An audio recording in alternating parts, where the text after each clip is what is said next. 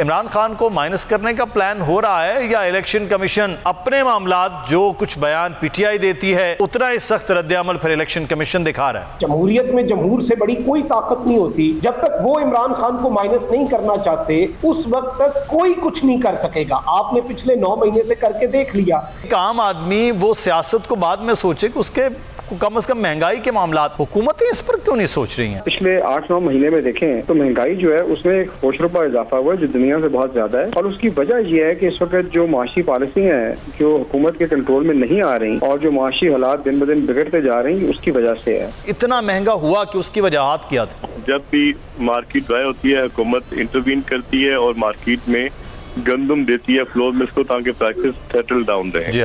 Open market में कीमतें इस वजह से बढ़ी कि 10,500 से 11,000 टन का कमी थी मार्केट के अंदर सरकारी गंदम की इंडक्शन की।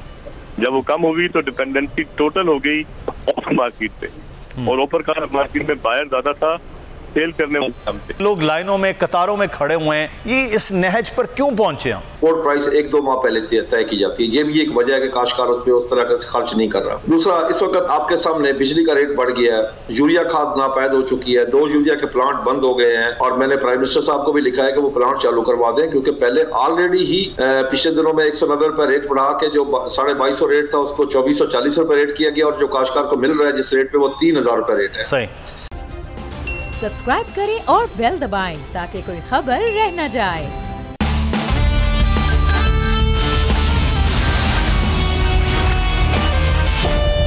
अस्सलामुअलैकुम। The special report with Mudassar Iqbal के साथ हाजिर खिदमत है।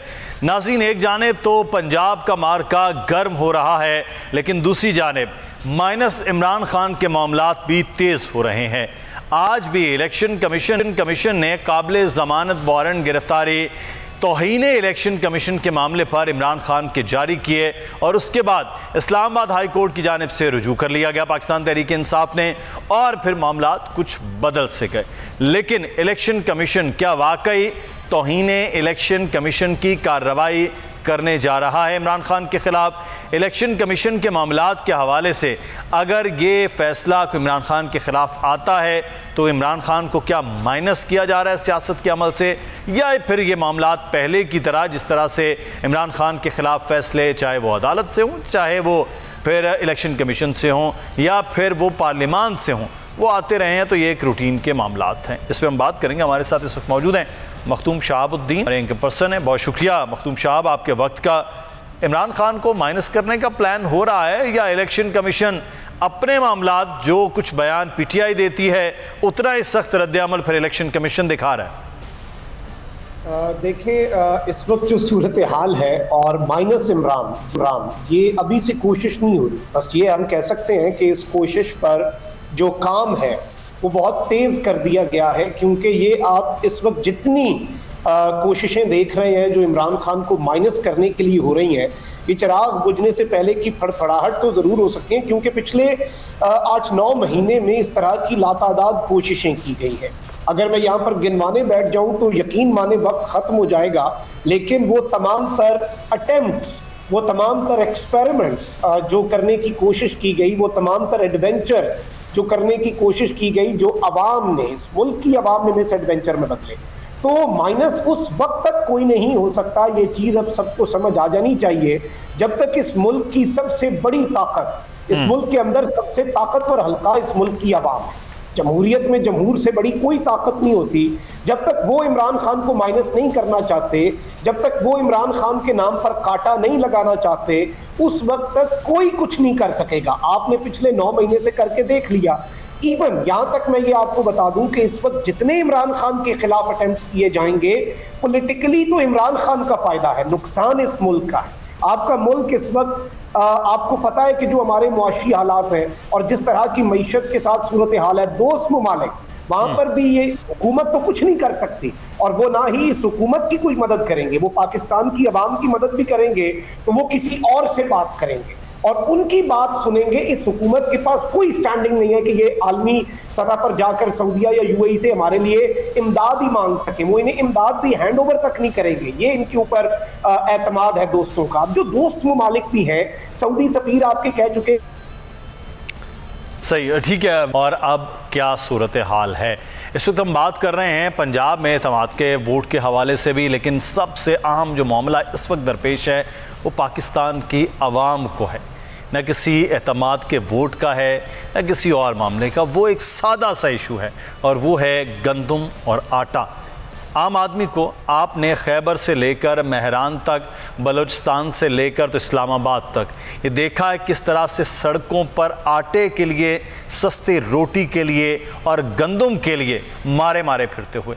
ऐलानात तमाम सूबाई हुकूमतें बशमूल वफाकी हुकूमत ये कर रहे हैं, लेकिन उसके बावजूद मामलात वहीं के वहीं रुके हुए हैं। हसन खाबर साहब इस वक्त हमारे साथ मौजूद हैं। हसन खाबर साहब, सियासत और सियासत ये मामलात सूबों में भी, वफाक में भी भरपूर हो रही है, लेकिन जो असल मसला इस कौम का है कि एक आम आदमी वो सियासत को बाद में सोचे कि उसके कम अज़ कम महंगाई के मामलात, हुकूमतें इस पर क्यों नहीं सोच रही हैं?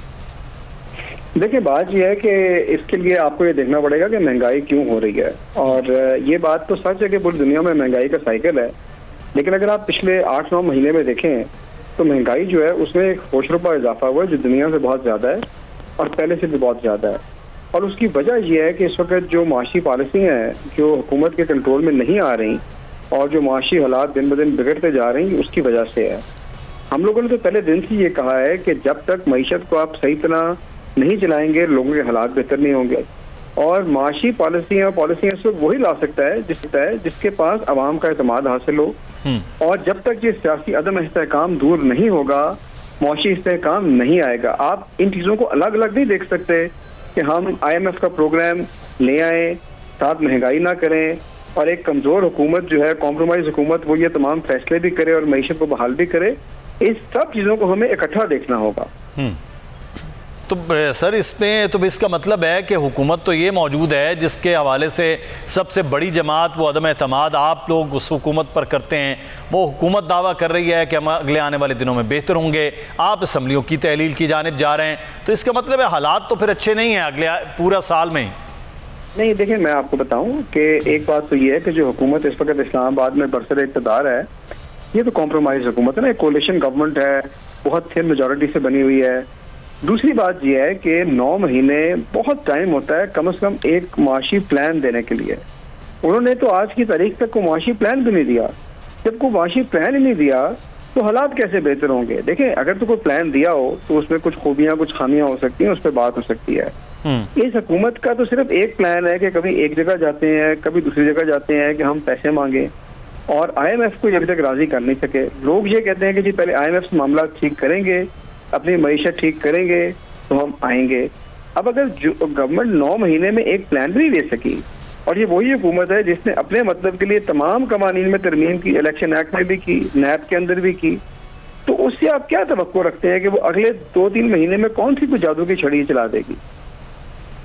सही, तो अब फिर इसका मतलब जब तक हुकूमत ये कुछ चीज़ ना दे फिर हम वो कर भी नहीं पाएंगे। बहुत शुक्रिया हसन खाबर साहब, आप हमारे साथ मौजूद थे। पाकिस्तान तहरीक इंसाफ के रहनुमा। हमें ज्वाइन किया है इस वक्त खालिद महमूद खोखर साहब ने, प्रेसिडेंट हैं किसान इत्तेहाद के। बहुत शुक्रिया खालिद साहब आपके वक्त का भी। और हमें इस वक्त ज्वाइन किया है आसिम रज़ा साहब ने, चेयरमैन है फ्लोर मिल्स एसोसिएशन के। आसिम साहब आपका भी शुक्रिया। खालिद महमूद खोखर साहब, सर आपसे ये जानना चाहेंगे, पहले तो हम ये आटे का मामला है, किसान ने बेचारे ने 2000 रुपए की गंदम बेची, अब वही किसान अब 4000 में वापस ले रहा है सेठ से बैठकर, और वो आटे की कीमत है वो शहरों के अंदर वो इस तरह से बढ़ गई है कि लोग लाइनों में, कतारों में खड़े हुए हैं। ये इस नहज पर क्यों पहुंचे हम? जी बहुत शुक्रिया जी, बड़ा आपने आज ये बड़ा अहम टॉपिक है। हमने गंदम बेची थी गवर्नमेंट को 2200 रुपए फी मान फूड सेंटर पे पहुंचा के दी थी। हमें 2210 रुपए भी नहीं मिले, बल्कि लोडिंग, अनलोडिंग, ट्रांसपोर्टेशन सारा खर्चा हमारा था। आज वही गंदम 4000, 5000, 5200 रुपए तक बिक रही है, जिन्हीं के मिडल मैन उस पर कमा रहा है। एंड कंज्यूमर भी खराब हो रहा है और काश्तकार को भी कुछ न मिला। इंटरनेशनल प्राइस पिछले साल जब हमने 2200 रुपए दी तो इंटरनेशनल प्राइस 4000 से ऊपर थी, यानी कि हमने इस अवाम को जो काश्तकार ने अपनी जेब से सब्सिडी दी थी वो थी कोई 1600-1650 अरब रुपया, जो हमें इंटरनेशनल प्राइस से कम मिला था जी। अब मैं अर्ज करूं कि मुझे इस साल से ज्यादा अगले साल की फिक्र लग गई है, क्योंकि इस दफा फास्फोरस खादों का कम इस्तेमाल हुआ है। जो इस वक्त हमारी गंदम खड़ी है, गंदम का पीला रंग हो गया इसलिए क्योंकि 50% हमारी फास्फोरस खादों का इस्तेमाल हुआ है, बहुत महंगी थी, काश्तकार ने कम इस्तेमाल किया। दूसरा यह है कि इस वक्त तक उसकी सपोर्ट प्राइस हमें नहीं मिल सकी। सिंध ने 4000 अनाउंस कर दिए, पंजाब वाले अभी तक खामोश बैठे कि क्या करना है। अभी तक होना ये चाहिए था, ये सपोर्ट प्राइस सितंबर में आनी चाहिए ताकि काश्तकार अपनी फसल के ऊपर खर्च कर सके। काश्तकार को यकीन नहीं होता उसको क्या रेट मिलना है। पूरी दुनिया में सपोर्ट प्राइस 1-2 माह पहले तय की जाती है। ये भी एक वजह है कि काश्तकार उस पर उस तरह से खर्च नहीं कर रहा। दूसरा, इस वक्त आपके सामने बिजली का रेट बढ़ गया है, यूरिया खाद नापैद हो चुकी है, 2 यूरिया के प्लांट बंद हो गए हैं और मैंने प्राइम मिनिस्टर साहब को भी लिखा है कि वो प्लांट चालू करवा दें, क्योंकि पहले ऑलरेडी ही पिछले दिनों में 190 रुपए रेट बढ़ा के जो 2250 रेट था उसको 2440 रुपए रेट किया गया और जो काश्तकार को मिल रहा है जिस रेट पे वो 3000 रुपए रेट है। सही। अगर ये प्लांट बंद रह गए तो ये रेट आ जाएगा 3500 रुपए। इस पे हम थोड़ा सा मजीद बात करते हैं। ये जो अगले आने वाले वक्त की आप बात कर रहे हैं कि अगर ये प्लांट्स बंद रहेंगे तो फिर रेट भी बढ़ेगा और किसान के लिए भी मुश्किल है कि खाद होगी नहीं, बिजाई होगी नहीं, तो फिर अगली बार तो हम 5-6 हज़ार पे पहुंचे हुए होंगे। खालिद साहब हमारे साथ रहिएगा, इस वक्त हमारे साथ मौजूद है आसिम रजा साहब। आसिम साहब, ये इतनी कीमतें क्यों बढ़ गई सर? फ्लोर मिल से जब निकलता है आटा और जो आज हुकूमत ने ऐलान किया कि जी सस्ता दिया जाएगा, मैं सिंध की बात कर रहा हूँ, तो क्या इसके बाद वाकई सस्ता होगा ये आटा? इस टाइम पे जो सिंध गवर्नमेंट इशू कर रही है टू फ्लोर मिल वो है 2300 रुपये में फी मन गंदम, और इसी तरह ओवरऑल पाकिस्तान में 2300 रुपया दिया जा रहा है गंदम। फूड डिपार्टमेंट पंजाब हो, KPK हो या सिंध हो, इसका आटा 65 रुपये किलो जा रहा है मार्केट में। आज चूंकि पंजाब ने 26,000 टन किया तो उससे मार्केट में कीमतें कम हुई हैं गंदम की। सही। और खाते खा उसमें कमी आई है, तकरीबन 700-800 रुपए का इफेक्ट देखा जा रहा है। अच्छा आसिम साहब, मैं सादा लफ्जों में आपसे जानूं कि ये सर बड़ी क्यों कीमत, इतना महंगा हुआ कि उसकी वजहात क्या थी? जिम्मेदार बड़ा शॉर्ट सी चीज है जी, जब भी मार्केट ड्राई होती है हुकूमत इंटरवीन करती है और मार्केट में गंदम देती है फ्लोर मिल्स को ताकि प्राइसेस सेटल डाउन रहे। इस दफा जैसे जैसे जरूरत थी हुकूमत ने वैसे वैसे गंदम का रिलीज या कोटा नहीं बढ़ाया मिल्स का। अब अगर सिंध को देख लें तो पिछले साल सिंध इन दिनों के अंदर 11,000 टन इशू कर रहा था, इस टाइम 8,000 टन इशू कर रहा था। पंजाब पिछले साल इन दिनों में 25,000 कर रहा था, आज से सिर्फ 8 दिन पहले तक 8,500 टन 18,500 टन इशू कर रहा था, और KPK में 7,000 था पिछले साल, इस बार 5,000 है। तो ये ऑल टुगेदर, और बलूचिस्तान में दिया ही नहीं जा रहा था। सही। ओपन मार्केट में कीमतें इस वजह से बढ़ी कि 10,500 से 11,000 टन का कमी थी मार्केट के अंदर सरकारी गंदम की इंडक्शन की। जब वो कम हुई तो डिपेंडेंसी टोटल हो गई ओपन मार्केट पे, और ओपन मार्केट में बायर ज्यादा था, सेल करने वाले कम थे। ये बेसिक रीजन थी प्राइसेस के ऊपर जाने की। सही, बिल्कुल। ये बड़ा एक इम्पॉर्टेंट आपने जो बात बताई कि वजूहात ये थी, इस पे जिम्मेदारी तो फिर मखदूम सीधी हुकूमतों की है। उन्होंने पूरा गेज ही नहीं किया कि हमने क्या करना है, कितना देना है, चाहे वो पंजाब हो, चाहे वो KP हो, चाहे वो सिंध हो।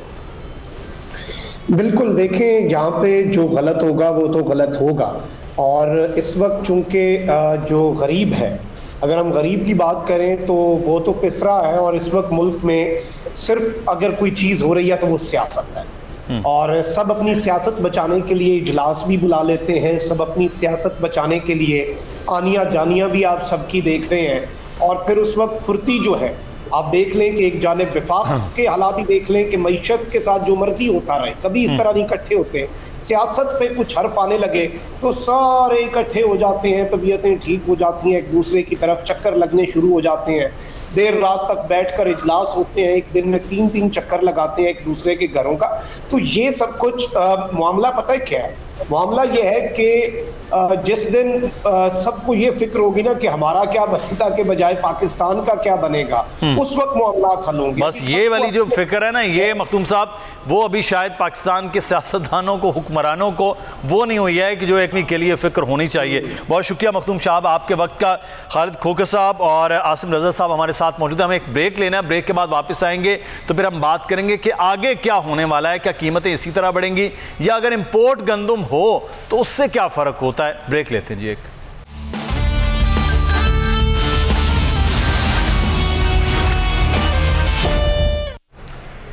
ब्रेक के बाद आपको खुश आमदीद कहते हैं प्रोग्राम में। अब हम बात कर रहे हैं, इस वक्त आटे का जो बहरान है वो तो है, लेकिन अगले आने वाले वक्त में क्या इसी तरह ये सूरत हाल रहेगी? दो चीज़ों पर बड़ी अहम बात कर रहे हैं इस वक्त खालिद खोखर साहब। एक तो उन्होंने बात की है कि पंजाब में अनफॉर्चुनेट सितंबर में जो सपोर्ट प्राइस होनी चाहिए थी वो नहीं अभी तक आई है, किसान परेशान है। दूसरी जानिब कि जो प्लांट्स बंद हो गए हैं उससे फिर से महंगी खाद और नायाब खाद वो हो जाएगी। खालिद साहब, क्या ये फिर मामला वही होगा जो पिछले साल में हमने देखा कि लोग लाइनों में खड़े हैं, किसान बेचारा पहले लाइनों में खड़े होकर खाद ले रहा है, उसके बाद फिर अपनी ही गंदम जो है वो लाइनों में खड़े होकर अब खरीद रहा है, तो ये सूरत हाल होगी अगर प्लांट्स ना स्टार्ट हुए? देखिए जी, मुझे एज ए पाकिस्तानी अपनी जो हमारी शहरी आबादी उनका हमें बहुत ज्यादा फिक्र है।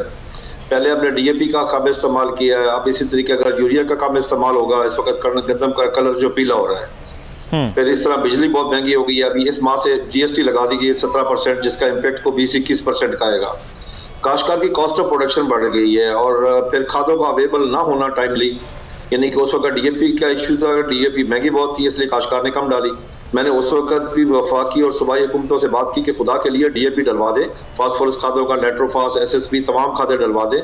उसका फायदा ये होगा कि आपको आइंदा गंदम इंपोर्ट नहीं करनी पड़ेगी। होता यह है कि पाकिस्तान में हुकूमत यहाँ पे एग्रीकल्चर ज़राअत के ऊपर इन्वेस्टमेंट नहीं करते, वही पैसा उससे कहीं ज्यादा पैसा बाहर खर्च करके फार्मर काश्तकार को डॉलर दे के आ जाते हैं। अब आपके सामने के $2 बिलियन की हमने गंदम इंपोर्ट की, यानी कि 500 अरब रुपए की गंदम। साहब, आज ही खबर ये आई कि गवादर में लंगर अंदाज हो गए जहाज जो यूरिया लेकर आए हैं, तो जो इम्पोर्टेड यूरिया आ रही है वो उसके बाद बेहतर नहीं हो जाएगी सूरत हाल?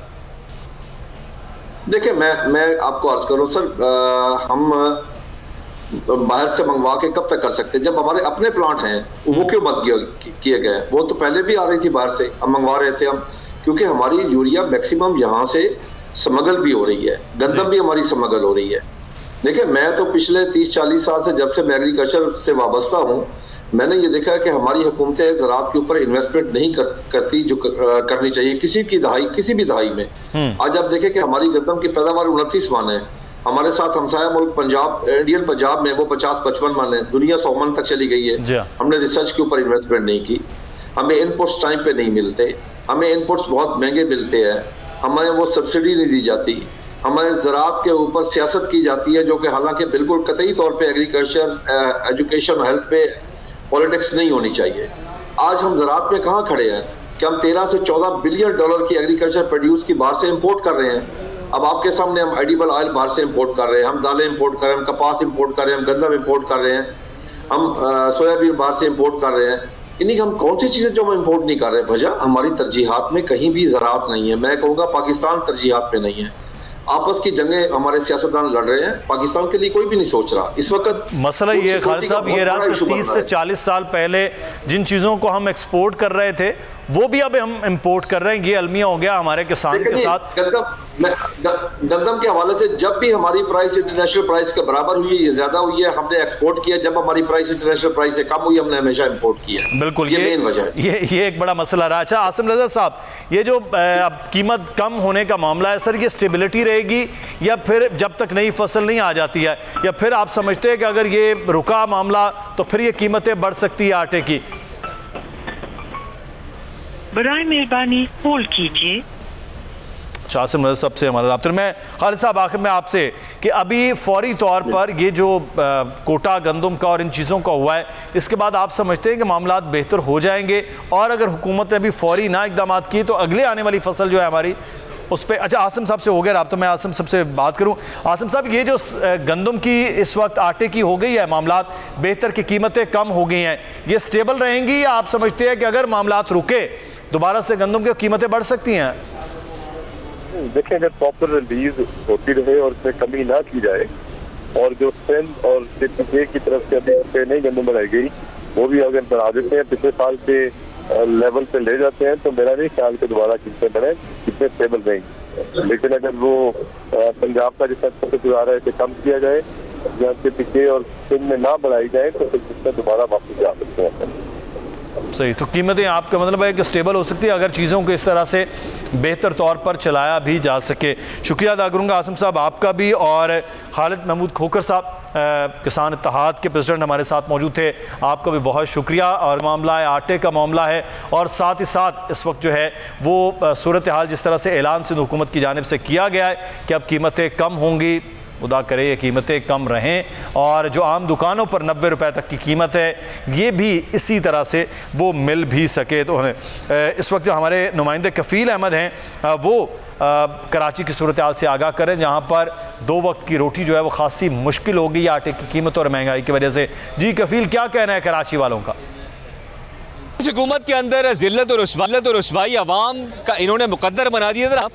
ये वो गरीब आवाम है जो 650 रुपए के आटे लेने के लिए लाइनों में लगी हुई है।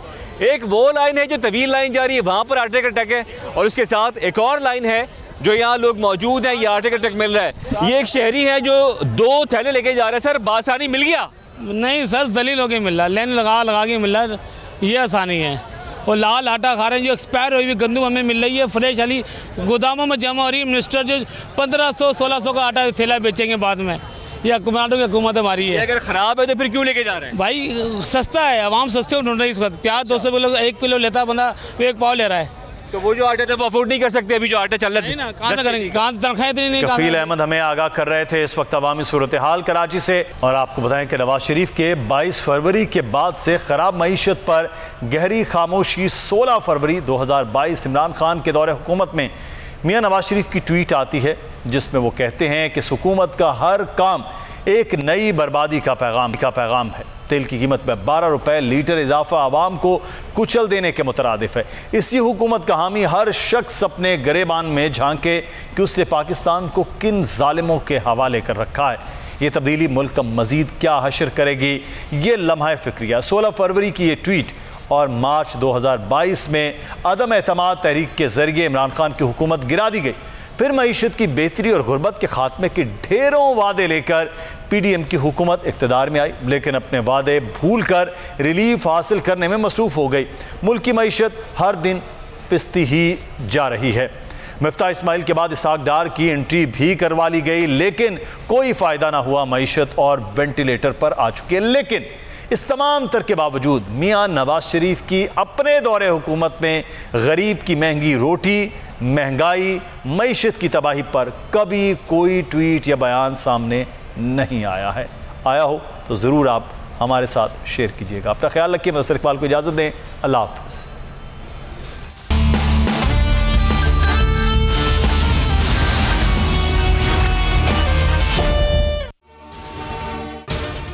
अगर आपको ये वीडियो पसंद आई है तो सब्सक्राइब कीजिए और बेल आइकॉन को प्रेस कीजिए। 2022 बहुत सारे तोहफे भी देखे गया पाकिस्तान की आवाम को। पाकिस्तान की आवाम को एक तोहफा ये दिया कि आवाम को पता चल गया कि पाकिस्तान का मीडिया क्या है। साल 2022 में सबसे ज्यादा देखे जाने वाला चैनल बोल न्यूज रहा नंबर 1। हमने बहुत सारे शोज और ट्रांसमिशंस की। पूरा साल मुसलसल जदोजहद में निकल गया कि ये वोट ऑफ कॉन्फिडेंस के पीछे कौन लोग थे। तोड़े रेटिंग के सभी रिकॉर्ड। सोशल मीडिया पर भी सबसे ज्यादा तेजी से 2.4 बिलियन व्यूज का संगे मील अबूर किया। एंकर्स को भी आवाम में सबसे ज्यादा मकबूलियत मिली और सोशल मीडिया पर भी बोल रहा सब पर भारी। सब्सक्राइब करें और बेल दबाएं ताकि कोई खबर रह न जाए।